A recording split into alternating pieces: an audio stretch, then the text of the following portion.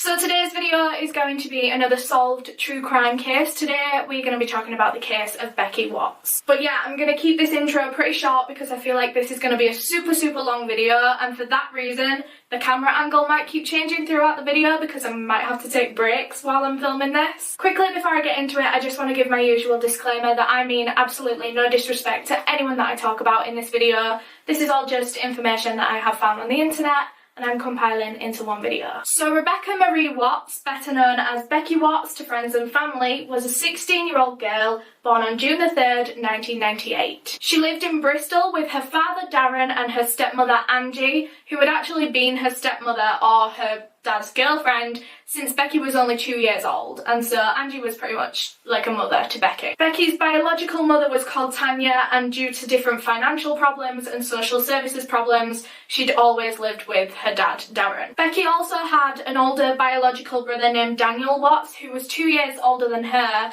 and he actually did live with Becky and Darren and Angie for a long part of his life until he was a little bit older and he finally moved in with his biological mother, Tanya. And as well as that, Becky also had a stepbrother who was Angie's son to a previous marriage. He was called Nathan Matthews and was 10 years older than Becky, so quite a big age gap. Due to financial problems at the start of his life, Nathan lived with his grandmother, so Angie's mother, and then finally when the financial situations were sorted out, Nathan didn't really want to leave his grandma's house because his friends were there, his school was there, and so he would just come over and see Angie, Darren and Becky on weekends. They were like brother and sister and they acted like it as well. We was a little family unit, weren't we? Yeah. We'd be a little dysfunctional because we're all from, you know, we had different parents and partners and all that sort of thing, but no, we all linked together. We was quite a strong little unit. Okay, so I understand that that was quite a lot of information to give you all in one go, so I'm just going to kind of summarise the family tree. So there was Becky, who lived at home with her father Darren and her stepmother Angie. Her stepmother had a son named Nathan who would see Becky on weekends, however he didn't live with them during the week. And Becky also had a biological brother, Danny, who she didn't really see as much because he lived with his mother. Becky absolutely loved her older brothers. She was that kind of annoying little sister that would follow them around, want to play their video games, and she was only like 2 or 3 years old, so it's not like she could really join in, but she loved them so much. She wanted to play with them all the time. And when she was 2 years old, her first clear word was actually Nathan. However, Nathan didn't quite share the same love and appreciation for Becky as she did for him.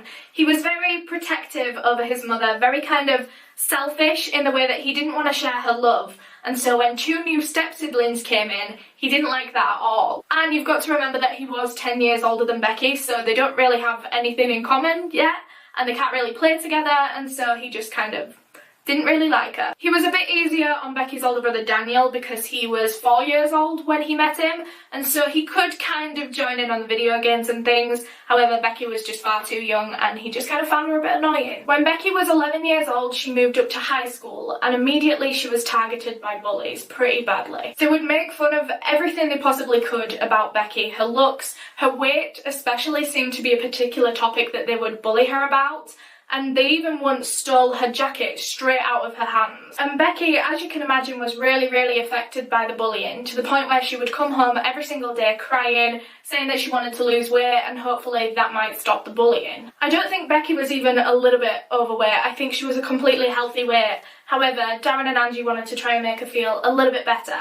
And so they bought in some diet foods and things because if losing weight made Becky feel a little bit happier, then they'd do it. And quickly Becky lost a lot of weight and her family started noticing that she was throwing away food, leaving a lot of food on her plate at meal times, and she was just kind of wasting away in front of them. Eventually it got to a point where Becky was so thin that Darren and Angie took her to the doctors, and at just 12 years old Becky was diagnosed with anorexia and almost hospitalised because she was that underweight. But still, the bullying only really got worse and Becky started skipping school for multiple reasons, obviously in part due to the bullying, but also because she was so underweight, because she was so malnourished. She was always ill, she was always dizzy whenever she tried to do things, so she was missing a lot of school, to the point where Becky's family were getting legal threats if she didn't start attending school. And on top of that, Becky was also being bullied at home, not just at school, by her stepbrother Nathan Matthews, who would call her fat, he would say that she needed to lose weight.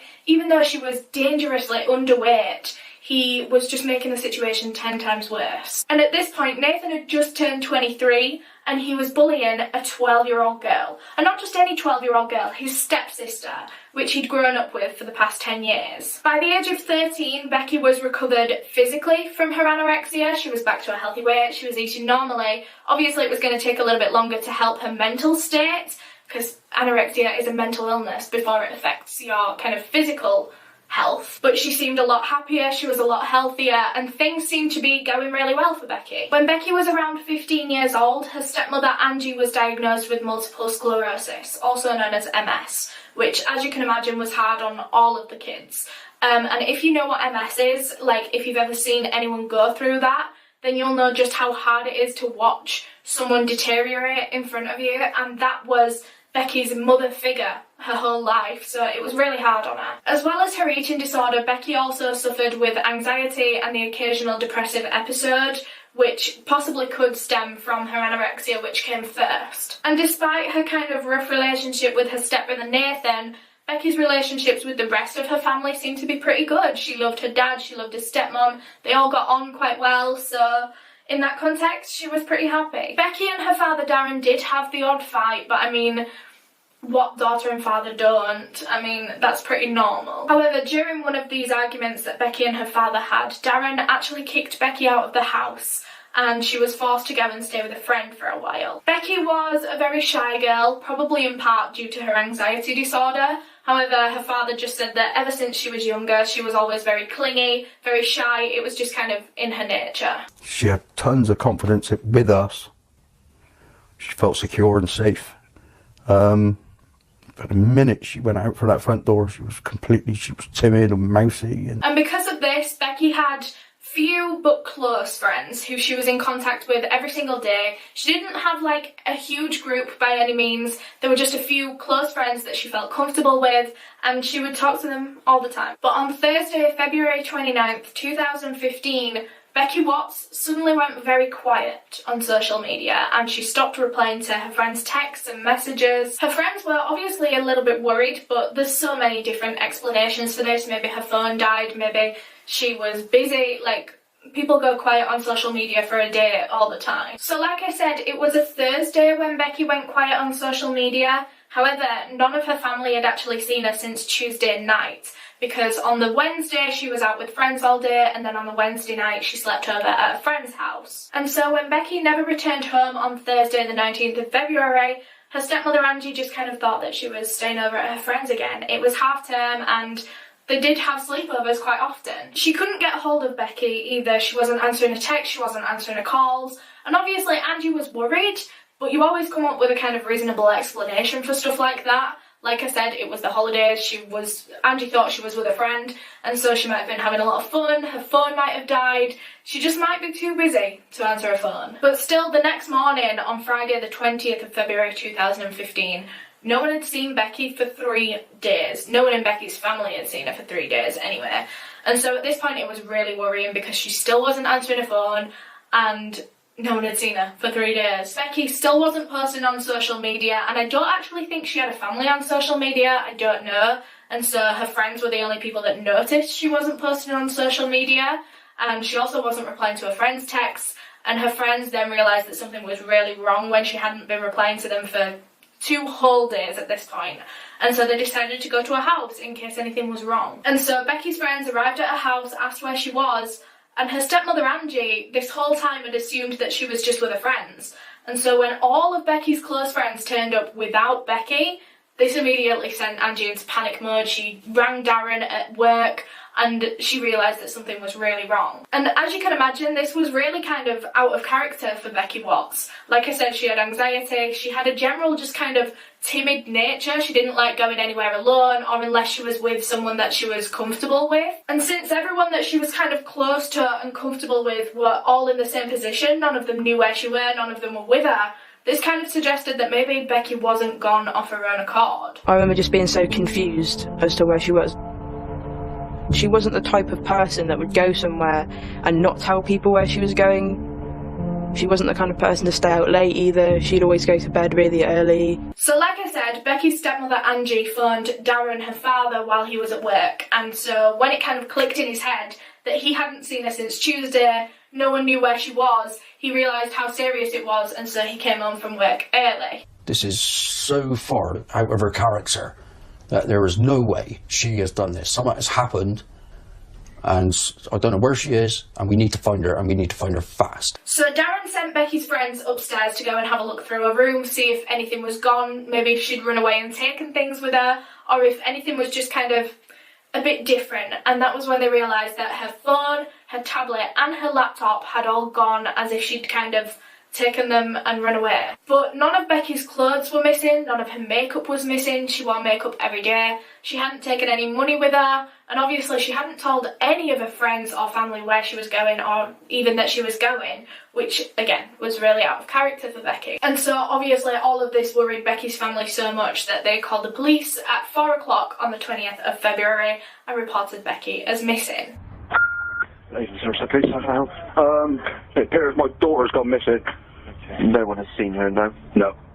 We phoned around the family, all her friends have contacted us and asking where she is, and none of them know. What's her name? Rebecca Watts.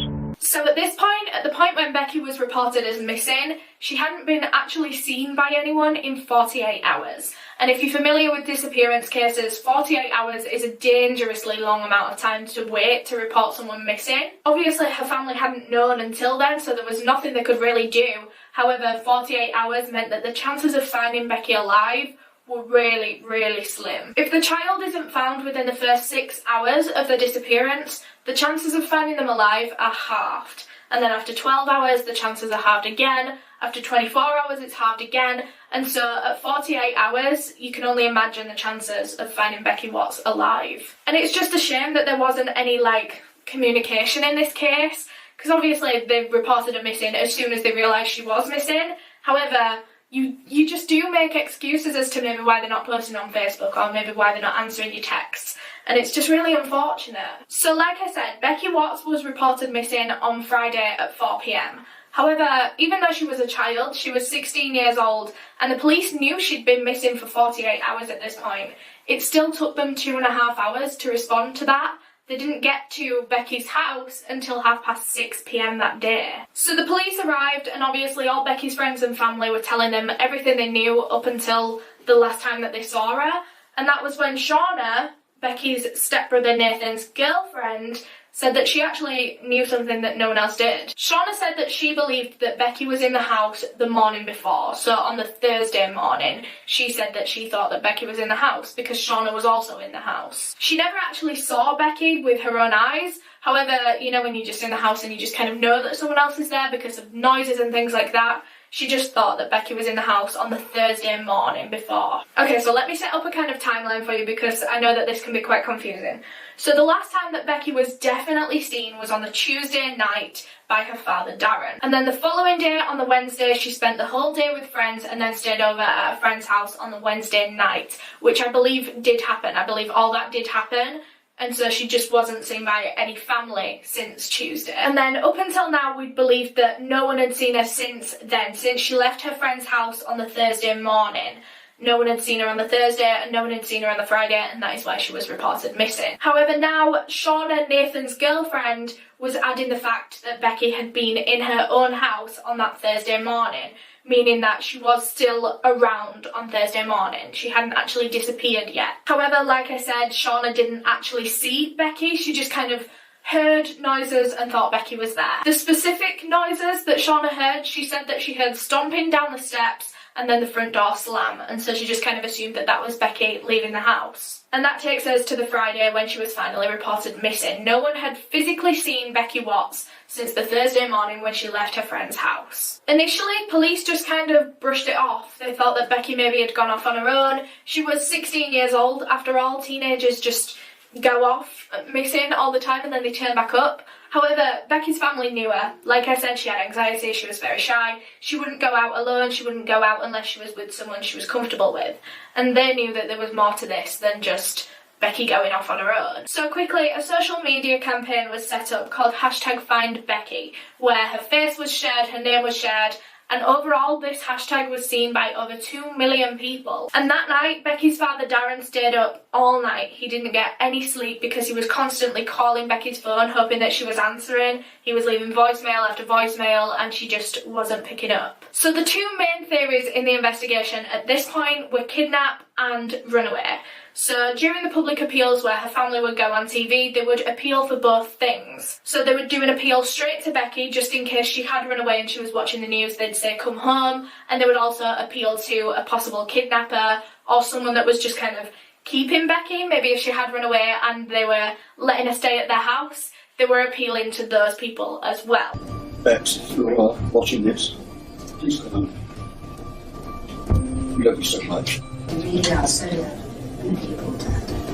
Please come home or let us shelter it. Do what I can. Bex, if you can see this, get in contact. And if anyone out there knows something, just tell us. Just bring her home safe. If you've got her, then put her somewhere we can find her. We want her home, please. Searches were done in the kind of surrounding area, obviously for Becky, but also for any evidence or the belongings that she took with her laptop, phone, tablet, and there were hundreds of officers put onto this case, along with hundreds of volunteers from the public. The searches focused primarily on kind of houses in the local area, one in case Becky was being kidnapped and held somewhere, or two in case this was a runaway and someone was just letting her stay at their house. Other places that were searched included woods, lakes, parks, bodies of water, just in case they could find anything, any kind of evidence, but absolutely nothing was coming up from these searches. So at this point, police thought it might be useful to interview the people that Becky was close to, not as suspects, but just to kind of get to know them, get to know Becky a little bit more, get to know her routine, because obviously up until now they'd been thinking this was a runaway, and that wasn't like Becky at all, so clearly police didn't know her very well. We were able to look for any things that didn't fit with the norm, so patterns that didn't fit with a normal week or accounts from what had happened in the critical day that, again, didn't seem right. And also police said that they did this so that they could get to know the people they were questioning, get to know her dad, stepmom, brother, everyone like that, just in case maybe it was an inside thing. Because let's be honest, things like this do happen within families. There are domestic murders, there's cases such as the Shannon Matthews case, which I covered, where her own mother was holding her captive somewhere. Like, this could have been an inside thing. But the days were just passing by, the searches were going on, and still nothing, absolutely nothing was coming up. And so police thought it might be important to check her friends and family's alibis from that day. And these questionings mainly focused on Becky's stepbrother Nathan and his girlfriend Shauna, because, like I said, they were kind of the last people to be with her on Thursday morning. Like, they didn't see her, but they were the last people to be in a house with her. Nathan and Shauna were the only two people that we interviewed that were actually difficult to pin down. Does that raise a red flag with you? Of course, if you've got witnesses or people that are within your investigation that don't appear to want to meet you, it's always going to cause you some concerns. The officer that was questioning Shauna Haw said that she was very kind of giggly, very light-hearted, despite the severity and the seriousness of the questioning. Which, in fairness, as someone who has a really bad nervous laugh and a really bad nervous smile, I can understand how that could be the case. But then you have to question why she's so nervous. Yes, it could possibly be just the situation of being questioned by police in a formal setting. That's enough to make anyone nervous. Or is it because she is guilty of something and she is nervous that she's going to reveal something in this questioning? Who knows? Nathan Matthews, on the other hand, came across as very kind of chilled, very relaxed, almost to the point where he was kind of unbothered by the fact that his little sister was missing. They were really consistent in their accounts. However, the detective side of your brain was also saying they fit together really conveniently and really, really neatly. Even the best witnesses will provide accounts which are factually incorrect. In this case, it's slotted together very, very neatly. It indicates to me collusion. They've talked to each other, they've got their stories straight. Even though they both seemed relatively suspicious from their questioning, it wasn't evidence, it was just kind of suspicion, and so police couldn't really do anything about it. 6 days after Becky's disappearance, her father Darren and her mother Angie were moved out of their house where they lived with Becky so that it could be forensic searched. Because obviously that was where Becky lived, it was the last place she was seen, and so it just made sense to forensic search. Becky hadn't been seen by any neighbours leaving the house or walking around the kind of general area in the days of her disappearance, records. She wasn't seen by any of the general public, even though her face was all over the news. She also wasn't caught on any kind of CCTV cameras in the area, anything. And so all of that suggested to police that maybe she never actually left her house. Forensic teams found what they believed to have been blood, some red staining on the doorframe of Becky's bedroom. And alongside these kind of possible blood stains was also some fingerprints, which were both huge clues that were taken off to be analysed. It's very, very difficult to see with the naked eye. Some of it was down very low, some of it was about waist height, and some of it was approximately shoulder height. So the three different heights did seem to strike a chord in terms of well, how, what, why, you know, had there been a struggle. Meanwhile, police invited Nathan and Shauna back for more questioning, partly because they claimed to have been the last people to see Becky on that day, and also partly because of their strange behaviour in the last questioning. Nathan in particular was asked about his kind of relationship with Becky, and the answers that he gave were quite concerning. Didn't particularly talk to her, but obviously I don't particularly like her, and obviously what annoys me is the way she speaks to like my mum sometimes. She'd be kind of like rude or whatever. I'm trying to think of an actual specific time. So now police were aware that Nathan didn't really like Becky, and this does add to the suspicion, but at the same time it's not really evidence. Like, people don't get on all the time. It's not evidence to say that he had a hand in her disappearance. But the following day the results of the forensic testing came back, and it was found that the fingerprint in the blood belonged to none other than Nathan Matthews, Becky's stepbrother. Everything needs to be put in context. The context here was Nathan and Becky didn't appear to get on, so how could that blood be in with his fingerprint in upstairs on the first floor, a location that we don't think Nathan went frequently? So that's the first real big turning point. But the DNA test on the blood itself to find out whose blood that is was going to take a little bit longer to come back. If it was Becky's blood that Nathan's fingerprint was found in, then yeah, that's enough evidence to say that he is guilty, that he had something to do with her disappearance. But if the results came back and it was Nathan's own blood and it was his own fingerprint in his own blood, it'd make a little bit more sense. Obviously we don't know what happened, but maybe he'd like had an accident, cut himself downstairs and went upstairs to maybe sort it out. It'd just make a lot more sense, and it wouldn't be evidence to say that he had anything to do with Becky's disappearance. But then the results of the blood test came back, and it was found to have been Becky Watts's blood. So 10 days after Becky was last seen, police immediately started to track down Nathan and Shauna and went to arrest them both at their home. Hey, buddy. The reason I've come here is to make an arrest of yourself, okay? And what I'm going to do is explain everything here now, okay? Just put your hands like that for me, alright? They were both initially arrested for kidnap because even though there was blood, Becky could still be alive somewhere. This doesn't mean that she's dead, so it doesn't mean that it's murder. Have you got any concerns or suspicions that Nathan or any other member of your family or extended family might be responsible for her disappearance? No. Why are you so sure? Because none of them would do anything like that. Police at this point in Shauna Hall's questioning were almost certain that she was lying. They didn't quite know about what, but they didn't feel like she was telling the truth. And obviously police in that situation, they've been through questioning and stuff before, they've seen people tell the truth and they've seen people lie. And so I feel like they're pretty good judges of character. And now that she was being questioned as a suspect rather than just a family member, this meant that they could really start like grilling her and picking apart her answers. Is there anything that happened that could be significant in the disappearance of Rebecca?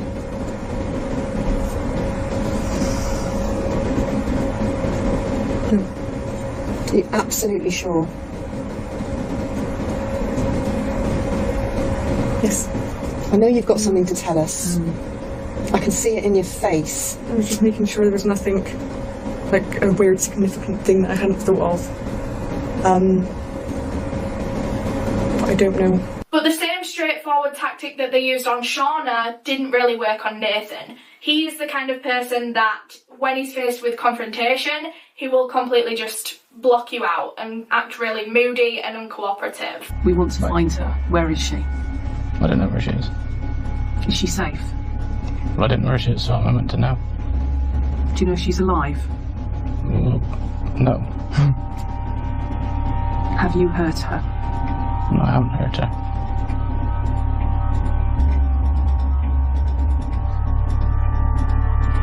Nathan and Shauna were living together at the time in their own home just over a mile away from where Becky lived with Darren and Angie. And so while the two of them were being questioned by police, the house was also being searched for evidence. Entering the house, opening the front door alone is very challenging. It doesn't open properly because of the extent of the stuff behind the door. There are 2 fridge freezers behind the door. There's 2 steps of stairs. That's the closet hallway. Room to the left, it's a living area.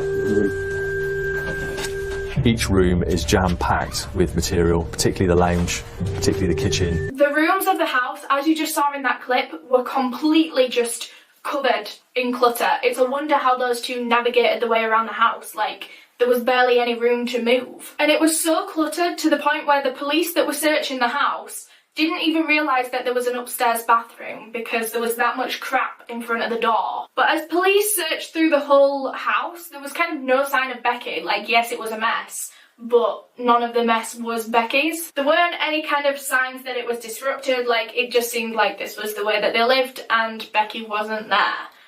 That was until they found the upstairs bathroom and they had a look inside. So I go upstairs, turn right into the bathroom, and there's a cooker, there's a microwave. You can barely see the sink. The bath on the right-hand side is extremely clean to the point where it is very, very shiny. So that is what sticks in your mind immediately. It's out of place in context with the rest of the address. Search teams also found 2 receipts hidden away in some kind of cabinet in the upstairs, both of which dated from the day that Becky went missing on the 19th of February. Both receipts were for a kind of homeware DIY store in the UK called B&Q, which just sell loads of like tools and DIY things. And the receipts showed that someone had bought a circular saw, some goggles, some gloves and some face masks. And police immediately just thought of the worst case scenario, that they'd been and bought all this equipment to be able to dismember a body. And when the CCTV footage of that specific B&Q was checked, on the day of Becky's disappearance, the 19th of February, they found Nathan Matthews walking around the B&Q store, picking out a circular saw, just doing the shopping on these receipts. So now police decided to officially treat this as a murder inquiry, and so Shauna and Matthew were both rearrested for murder. Your whole world just folds in on itself. They told me this is a murder inquiry, and I know I started shouting at that point. Oh no, you're wrong, she's got to be alive. Meanwhile, in Nathan Matthews' questioning, he had no idea that they were searching his house. Well, I'm guessing he knew that they were gonna search his house at one point, but he didn't know it was right then and there. And so he had no idea that they'd found the bathroom like that. He had no idea what was going on. And so the police decided to use this tactically in his questioning. They decided to kind of feed him that information to see if he'd just own up. Because if he knew that the police were searching his house and they were going to find the receipts, they were going to find the bathroom so clean, like, maybe he would just give himself up and it would be so much easier for police. And that is exactly what happened. He went and spoke to his lawyer for a while, and then at 10 PM he returned and he had this massive long written statement that his lawyer then read out to the police. Do I have to actually listen to it? Can I put my fingers in my ears? Yep, I'll do that, thank you. So I'm just going to read the statement out in full and I'm going to put like pictures and video clips over the top. I, Nathan Charles Matthews, accept that I am responsible for the death of Rebecca Watts. On the 19th of February 2015, I attended Crown Hill St George in Bristol with my girlfriend Shauna Haw. In my car I had a large stun device, handcuffs, tape and a mask. I developed an idea to scare Rebecca by kidnapping her. I wanted to scare her and teach her a lesson. I believed that she was selfish and her behaviour towards my mother was a risk to her health. A few minutes after arriving, Shauna said that she wanted a cigarette and went out into the garden. I went to the boot of my car, took out a bag that contained the items and went upstairs to the landing before knocking on Rebecca's door. She replied, "What?" or "Hello," and I said, "Can I see you a minute?" I cannot be sure in which order things happened, but I used the items I had to subdue Rebecca. During the short struggle, my mask slipped and Rebecca was able to see my face. This caused me to panic and I strangled her while she was partially in the bag. So that's the end of the written statement, but then Nathan Matthews then went on to verbally confess that he had dismembered Becky's body in the bath with that circular saw that he bought. He then admitted to wrapping up each separate body part and putting them into boxes, bags and suitcases and hiding them in a shed. The nature of the find is horrific and shocking. I've never dealt with anything like this. and it'll stay with me throughout my service. It'll stay with me probably throughout my life. 12 days after Becky Watts was reported missing, her body parts were recovered from a shed. Her body was taken to a morgue where she could be formally identified by her family to be Becky Watts. When we seen her in the morgue, and that's when it really hit home then. I mean, they did, for a police and morgue, they did their best to cover up her, where they'd cut her up and things like that. But I could still see where they decapitated her. And no parent should have to see that.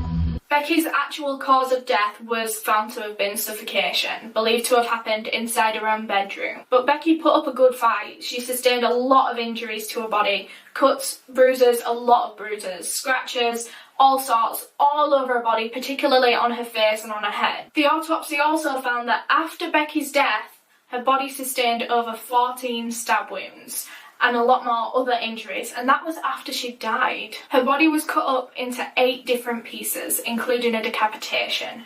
Each piece was wrapped in cling film and put into different bags. Her body parts were also packed with cat litter to absorb any moisture and salt crystals to avoid any odour. Nathan later admitted to taping over Becky's eyes and her mouth while repeatedly punching her before she died, which to me doesn't really fit with the kind of accident storyline that he was going with. So now police had to investigate Nathan's written statement, because even though he'd confessed, they can't just take it for face value, they can't just believe him 100%. For a start, it was a very kind of innocent until it went wrong kind of situation, which is a story that a lot of criminals create when they're trying to lower their sentence as much as they possibly can. Obviously, if they just came out and just said, frankly, I'm a cold-blooded murderer, they're never going to be let out of prison again. However, if they try and spin it as if it was an accident, then they have a better chance of getting parole one day. He also, if you notice, didn't drag Shauna into it once. He said that she was outside the whole time, she had no idea what was going on inside, which is very hard to believe. And police found it hard to believe as well, that she had no idea that this was going on, she had no idea that Becky was dead. They just thought that there was no way that was the case. Police just thought that there was no way that she was outside the whole time and had no idea that this was going on upstairs in the house. And on top of that, they will have put Becky's body into their car and then from their car into their house. Again, there was no way that Shauna didn't know that was going on. And then obviously Nathan dismembered her body in the bath. There will have been a mess, there will have been a lot of noise, and unless he did it while Shauna was out of the house and cleaned it up really fast and packaged all the body parts up really fast, there is no way that she didn't know that was going on. And if Shauna had so much as witnessed even a little bit of this murder, whether she watched the actual murder go on, whether she knew that they were taking the body back to the house, whether she had a part in the dismemberment, whether she even knew about a little bit, she could have been done for perverting the course of justice. And so police think that Nathan was just trying to protect Shauna by saying that it was all him, she had no idea at all, so that Shauna wouldn't get prison time. He's trying to take the heat away from her.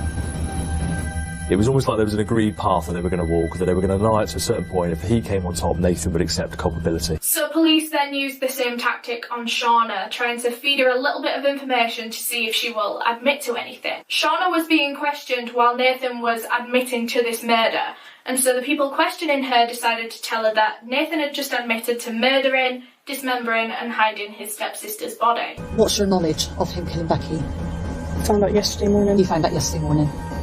Prior to that, I had no idea that he had any involvement in anything at all. So now that Nathan had actually admitted to doing this and killing Becky, police decided to ask more questions about how he did it and why he did it. Partially to give Becky's family some kind of peace, to give them answers so that they knew how she died, but also partly to see if he would trip over his own story and contradict anything that he admitted to.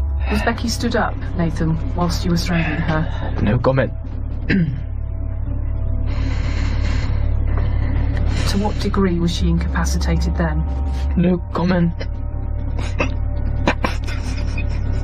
Was she conscious at the time that you strangled her? No comment.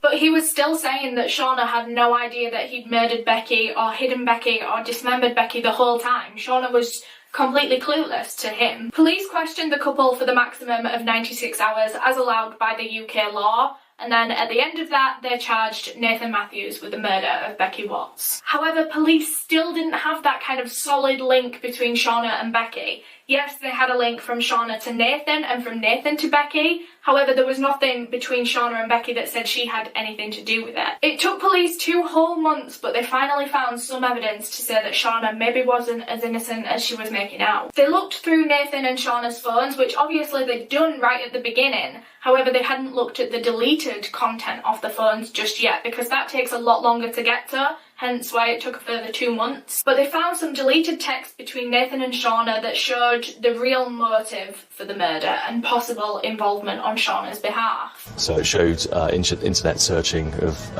pornographic material of around Becky's age, but it also showed some text messaging between the two of them where they were talking about young females, potentially abducting a young female and taking them back to their home address and putting them in their loft. So Shauna was questioned again, but now about the sexual motive of the murder. So one of the messages from Nathan to Shauna said, "Bring me back 2 pretty schoolgirls." And Shauna replied, "Lol, yeah, I'll just kidnap them from school." In another instance, Shauna texted Nathan saying, "Just went to Cost Cutter and saw a pretty petite girl. Almost knocked her out to bring home, lol, XOXO." And that's a common thing in these 2 texts. They would say these horrible things and then they'd put like a lol on the end or an XOXO, and it's just so creepy. It like gives me the shivers. It's disgusting. And so Nathan replied to that text from Shauna about knocking that girl out at the shop, saying, "Don't you almost me, now fucking do it, bitch," with 4 X's on the end, and that last bit, that fucking do it, bitch, was in capitals. So Shauna replied, "LMFAO, yeah, I'll just go back in time when I saw her, time travel with her to our attic, lol, XOXO." And there were a bunch of other text conversations which I'm just going to summarise because there's far too many for me to be able to read out like that in this video, and it was honestly like creeping me out to be saying those words out loud. But basically a lot of these conversations just kind of centred around kidnapping a young petite girl that was underage and keeping her in the attic to use as a sex slave. Other conversations revolved around specific girls that Nathan had like scouted on Facebook. Nathan had actually been planning on messaging this one particular girl, and Nathan actually worked in a takeaway restaurant at the time, and one day this girl came into the shop and Nathan texted Shauna saying that he was sad because he couldn't flirt with her while he was at work. And this girl was 16 at the time and Nathan was 27 years old. And it was at this point that everything started to click into place in Darren's mind, in Becky's father's mind. He had been seeing these warning signs from Nathan all his life, ever since he met him when he was 12. He'd been seeing warning signs that this day was coming for so long. But yeah, I'll get into those kind of warning signs a little bit later. I've got some interviews of Darren talking about these specific instances that he had with Nathan, and I'll talk about those at the end. I just wanted to let you know that it was then when it all kind of clicked for him. However, these texts obviously kind of contradict Shauna having no involvement in the murders, because it shows that she is on the same kind of wavelength as him, and obviously police believe that he didn't do it by accident. Police believe that he was trying to kidnap Becky and take him back to their house. Whether he intended on murdering her or not, that's a different story. However, he did intend on kidnapping her, and obviously now that we know his intentions and we know that Shauna was on the same wavelength, it's hard to believe that Shauna didn't have anything to do with it, anything to do with the planning or the actual carrying out. And it was then, when all these texts were being analysed, that forensic teams actually also found Shauna's DNA on one of the masks that was hidden in the shed. What did that suggest Shauna had been doing? It suggested that she'd been involved in the dismemberment and the packaging of Becky after she'd been killed. And again, a really significant moment, because that's the first time we could tie Shauna in directly to what had gone on after Becky had died. So before we get into the kind of trial and sentencing and stuff, I just want to talk about these kind of warning signs that the family then picked up on after this. So like I said, Nathan never liked Becky, but Darren and Angie always just kind of put it down to sibling rivalry. He was like jealous of Becky because she was 2 years old and so she was getting more attention from Angie. And that's just kind of what they put it down to. And he always used to like bully Becky about her weight, about her looks. He was 23 years old and he was bullying a 12-year-old girl, and that shows a real lack of empathy. He also said that Becky would talk to Angie like she was nothing, and she would like argue with her and stuff like that, even though everyone that was close to Nathan said that he did the exact same thing to his mother. He spoke the exact same way to Angie. And honestly, I really don't think it was as bad as Nathan makes out between Angie and Becky, because no one else realised it was that bad. It was only him that realised that their relationship was that bad. So I think it's possibly more likely an exaggeration on his part, since there's no other witnesses to any of these things that Becky did to Angie. He would just find any reason to bully Becky and take out his aggression on Becky because she was a young, vulnerable target. Like, even to the point where he would have to make things up to be able to bully her about things because he ran out of things to bully her about. Like, he would say that she was being mean to Angie. He would say that she's fat even though she's underweight. Like, he really just wanted to make Becky's life a misery. And psychologists have since looked at this relationship between Nathan and Becky, this constant need to bully her and make her life a misery, because that's not a normal brother-sister relationship. So they believe there must have been something else there. And one of the theories is that because of Nathan's attraction to young, petite girls that were Becky's age, maybe he had a subconscious attraction to Becky. And maybe he knew in his conscious mind that it was wrong to feel that way about Becky, and so he would just take his aggression out on her. And another theory very similar to that one is that maybe he didn't have a specific attraction towards Becky. Maybe he just saw her as a representation for all young women that he should not feel this way about. And so if he sees someone that is a representation of the group that he is not allowed to be attracted towards, maybe that is why he took his aggression out on Becky specifically. So like I said before, Becky had a lot of kind of mental illness problems. She had anxiety, depressive episodes, eating disorder, and so she would see a counsellor quite often. And in one of her counselling sessions when she was just 12 years old, she expressed to the counsellor that she was actually scared of her older brother Nathan, who was 23 at the time. She said she'd feel safe with Nathan if her dad and her stepmom were there, but the minute that they were left alone together, she felt unsafe. And I don't know for what reason. I couldn't find for what reason, whether she was scared of him acting out on physical violence with her, or maybe he would make sexual advances. I don't know. I don't know why she was scared in particular, but she was scared of her own stepbrother. So the counsellor thought it was important to express this to her father, since she'd never told her father that she was scared of her stepbrother before. So the counsellor told Darren, who sat Becky down and just said, "There's nothing to be scared of, he's not going to hurt you." And Becky's father, Darren, says that to this day, that conversation that he had with Becky still haunts him.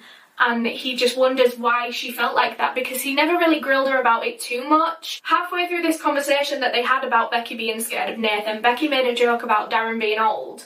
And so they started laughing and joking with each other, and then it turned into a normal conversation.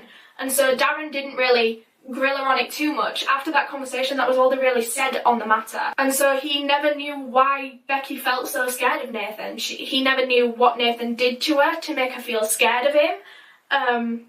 And no one will ever know. And Nathan also had a past with underage girls. We obviously know this now that the texts have come out and everything, but his family knew for a long time. The first of which happened when he was just 19 years old, so this was almost 10 years before Becky's murder. Well, you had these young girls, they didn't look any more than 12, in Becky's car, 4 of them. And he pulled up, he got out of the car, he was grinning, and they started to get out of the car. I went, "What are you doing, Nate?" "No, I don't want, they ain't even getting past my gate, let alone go in the house." So take them back to wherever you found them, and it was the parents or whatever, you just take them back now, because this ain't funny, that's all. So this is borderline paedophilia. Do you wish now that you had gone further with that you had maybe... Well, I do now, yeah. In hindsight, yeah, there was a lot of what we call warnings now, and I've been beating myself up for over a year now. At 19 years old, Nathan Matthews brought home 4 12-year-old girls in his car, and that was his family's first kind of insight into this weird attraction that he had to young girls. And then at 21 years old, Nathan got into a relationship with Shauna Haw, who was really young at the time. Yeah, he tried telling me she was 19. I said, "I wasn't born yesterday, son." So put her back in the car and sod off. I am not having someone like that in this house. Nathan told his family that Shauna was 19 at the time, but in Darren's words, she looked no older than 14. And the whole family just felt really uncomfortable with her being with Nathan, but obviously there's nothing that they can do other than bar her from coming to the house, which is exactly what they did. Angie said, "Until this girl brings me her birth certificate and proves that she is over the legal age of consent, she's not coming in the house." And this was in 2008, and the two of them continued seeing each other, but they never brought that birth certificate to Angie. And then in 2010, 2 years later, they returned back to the house, Shauna with her birth certificate, that said that she was 16 years old. And so that just proves that she was 14 at the time when Nathan was 21. But now, even though it was super uncomfortable that their 23-year-old son was dating a 16-year-old girl and had been since she was 14, there was nothing they could do about it because it was legal. But one of the first warning signs that Nathan exhibited was during his first ever serious relationship when he was 18 years old, and this relationship only lasted for a few months. Nathan was insecure and jealous all the way through the relationship, which is not great, but it's not a sign of them becoming a murderer. However, when they broke up, it only got 10 times worse. He would hang around this girl's house, just outside her house, for hours at a time, night and day, to the point where he actually had to be removed by police several times because his ex-girlfriend feared for her safety. Darren also thought about how Nathan would play these practical jokes on Becky where he would jump out at her and scare her and stuff, which in itself is just a practical joke. However, he would do it really frequently, and he knew how scared Becky was because if you remember, she was genuinely scared. She told her counsellor that. And so she wasn't laughing during these practical jokes. She was genuinely scared, and Nathan saw that and still didn't stop. And I know I keep saying this so many times during this video, but he was 10 years older than her. And the only reason I just want to keep drilling that in is because siblings play pranks on each other all the time. They call each other names all the time. However, he was no longer a teenager and she wasn't even a teenager yet. So there was a huge age gap. It wasn't like they were both a couple of years apart and they were just kind of joking between siblings. This was a fully grown man bullying a child. And this kind of making Becky jump thing is even more eerie when you look at other serial killers. It seems to be a pattern with serial killers and murderers. They want to provoke fear in people just for amusement, for no other reason than to just entertain themselves. And like I said, Becky wasn't in on these jokes. She was genuinely scared of him and he could tell that, and that's why he continued, because he liked seeing this fear in Becky. Obviously at the time the family didn't really think much of it because people play pranks on each other all the time, but obviously in retrospect now it seems so much of a bigger warning sign than it would have at the time. But it wasn't just Becky's dad Darren who was now realising all these warning signs had been there the whole time. Becky's best friend Courtney also recalled her saying that she was scared of Nathan. Becky told Courtney that Nathan had described to her in detail a few times, more than once, of the different ways that he could kill her, one of which included a sledgehammer. Obviously at the time, Becky's best friend Courtney just thought, oh, it's just a brother trying to scare her. However, looking back on it, that is just so dark. And it was more than once as well, so that just shows that it's on his mind quite a lot. It also came out around the time that Nathan and Shauna were being held that Nathan was sometimes physically abusive towards Shauna, all of which Shauna claims was consensual. However, from an outside point you can see that it is abuse. Some of it was a sexual thing, some of it was just a power thing. She enjoyed being kind of a submissive person in the relationship. It wasn't always sexual, but she said that it was always consensual. He'd do things like pull her hair, make her beg for food, he wouldn't give her money, he would kind of strangle her for seconds at a time, and none of it was in an angry way. It was just a kind of power thing. It was never during an argument, it was just a power thing in their relationship. And it just kind of reminds me of what he would do to Becky, just scare people and belittle people just to feel more powerful and just for his own entertainment. Obviously Shauna claimed that it wasn't abuse, that it was consensual, which if that is true, then that's completely fine. No one can tell two consenting adults how to have their relationship. However, you do have to think that they'd been together for 7 years at this point. Was it consensual in the fact that they were on the same wavelength and they were both just equally consensual in this? Or was it the fact that Nathan had brainwashed Shauna so much to make her think that she was consensual in this abuse? Maybe it was genuine abuse that maybe Shauna wouldn't be so consensual towards unless she hadn't been brainwashed. Obviously none of us know what is actually going on in their relationship, what actually went on in their relationship, so I don't really think we can say much about that point. I just thought it was kind of interesting to add in there among the rest of the points, and I suppose you can just take that how you want to take it, whether it was consensual and they were on the same wavelength, or maybe he did brainwash her. Who knows? However, there were kind of times when there would be emotional abuse in their relationship, and she said that that was a real thing. The physical abuse was consensual, but the emotional abuse was kind of real. There'd be times when Shauna would tell Nathan that she's going to leave him, even though she had no intention of leaving him. She just wanted to see how he would react, which in itself is very abusive. And the way that Nathan would react to Shauna's abuse, is with even more abuse towards her. He would just hurt himself. He stabbed his hand with a fork once. He would scratch his face. Like, it was just a very abusive, toxic relationship that they had. Anyway, those were all the kind of warning signs. Some of them might not be warning signs to you personally, but these are just the things that the family have thought about in the aftermath of it all and thought, should have really noticed that as it was going on. And like I said, you can decide what you think is a real warning sign or what you think is just normal human behaviour. That's completely up to you. I'm not here to tell you what to feel about these cases. Anyway, back to the actual timeline. Nathan and Shauna have just been charged with murder and perverting the course of justice. A further 4 people were also arrested on suspicion of assisting an offender. These people were Donovan Demetrius, Carl Demetrius, Jadine Parsons and James Ireland. All 4 of which were accused of trying to hide Becky's body parts for Nathan and Shauna. They were supposedly the people that took these body parts to the shed. And the reason that police thought this and the reason that they were actually arrested is because they found in texts from Nathan and Shauna to these 4 people that Nathan and Shauna said that they would give them a 5-figure sum of money if they would hide something for them. Only Carl Demetrius and Jadine Parsons were found guilty of assisting an offender. Demetrius was sentenced to 2 years and Jadine for just 16 months. Both Carl Demetrius and Jadine Parsons both argued that they didn't know that they were hiding a human body. They thought they were actually hiding cannabis. They said that that's just what they thought and they didn't really care too much to ask because obviously it's a very under the table sort of deal. They needed the money, they were gonna do it and get this 5-figure sum. But anyway, they were sentenced and everything, so now on to Nathan and Shauna. Their trial began in October of 2015. Obviously, Shauna's side maintained that she did absolutely nothing wrong. She didn't even know that this was going on. She was just outside in the garden having a cigarette while all this was going on in the house. She had no idea Becky was murdered. And Nathan's side were also sticking to their kind of it was an accident until it went wrong kind of storyline.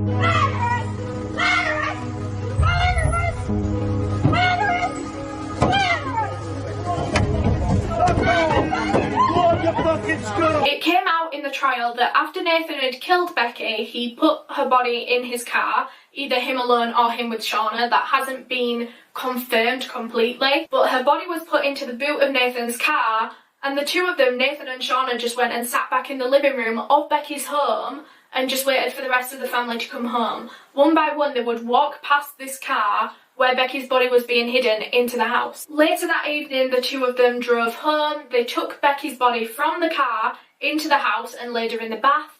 And then they went back downstairs, they watched TV, they ordered a takeaway and they played Monopoly. The following morning, Nathan and Shauna watched and laughed along to a parody of the Frozen song Do You Want to Build a Snowman called Do You Want to Hide a Body. And then the day after Becky's murder, Nathan went to B&Q, he bought the saw, he bought the gloves, the mask, the goggles, and then came home and dismembered Becky's body in the bath into 8 pieces, including a decapitation, and then wrapped up each singular piece in cling film, salt crystals, and cat litter. So Nathan admitted to killing Becky. However, he said that it was an accident. It wasn't murder, it was manslaughter. And he was just trying to fake kidnap Becky just to kind of teach her a lesson, and then the struggle got out of hand and he suffocated her by accident. And he still maintained that Shauna had absolutely no idea that this was going on. She was outside the whole time he was killing her.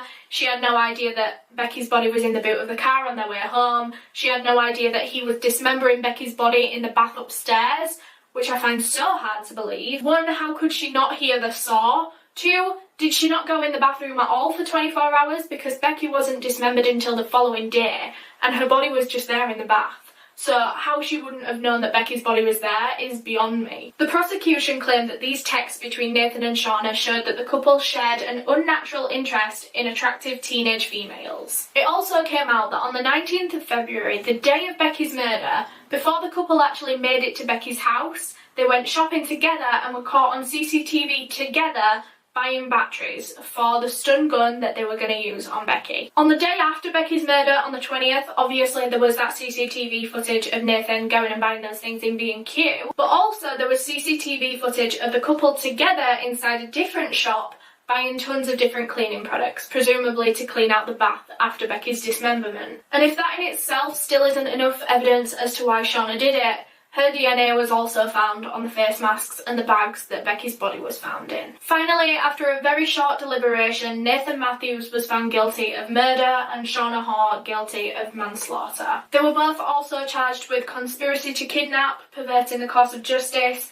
preventing a lawful burial by dismemberment of a body, and possession of 2 stun guns. And like I said, although Nathan said that the reason for Becky's murder wasn't actually a murder, it was an accident, he was going to kidnap her to try and teach her a lesson and then let her go, and it just got out of hand, the judge, on the other hand, believes that this was intentional. Whether he meant to kidnap Becky and take her back to his house and keep her in the attic for him and Shauna, or whether he maybe just did mean to kill Becky on that day. Nathan Matthews was sentenced to life in prison with a minimum of 33 years, whereas Shauna Haw was sentenced to 17 years. 7 months later, in June of 2016, both Nathan and Shauna tried to appeal their sentences to try and maybe get lower sentences. However, both of them were rejected because their sentences were completely justified. But yeah, that completes this case. Let me know. I am really interested to know if you think Shauna had a complete part in this murder or whether she is just guilty of manslaughter. Obviously Shauna had some part in it and the court sees that and she's been sentenced to 17 years.